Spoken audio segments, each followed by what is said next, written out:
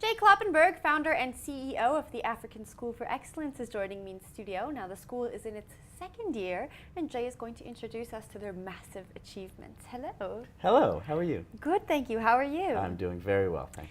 Now, tell me about the African School for Excellence. It's in its second year running. You've seen some major accomplishments working with the students, but why don't you introduce us to the concept? Sure, yeah, I'll actually just take a quick step back and say, I have a co-founder named Nonhlanhla Messina who I met in 2010, and we had a conversation. She was from the township, and I realized after our conversation that she was the first person that I had met in my social circles who had come from a township and gone into the sort of senior professional environment without passing through a wealthy prep school first. Yeah. And so what we realized was everybody in this environment had either won a lottery at birth or at age 12 to be able to get the opportunity to realize their potential.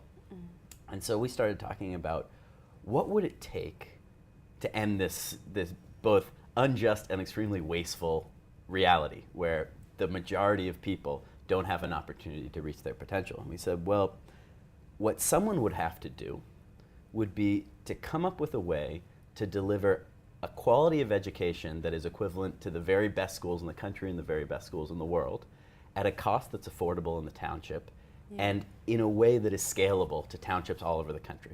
We thought that would be a huge innovation, but if someone were able to do that, that would really change everything. That would change this whole system. And so we started working on it then, and I brought a team together and we did a whole bunch of things to try to figure out how to produce a school that could be replicated and was as good as the very best schools in the country and affordable to kids throughout the township. Yeah. So like I said, we started working on it in 2010.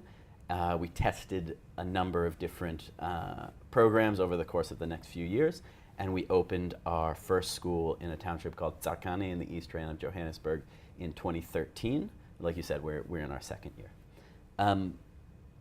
So in terms of the results, like you asked, when we started, actually, we pre-tested in reading and in mathematics, and we didn't find any of our, at the time, entering grade 7s reading above an international grade 3 level. Wow. That was the highest we had. We had basically grade 2 and grade 3.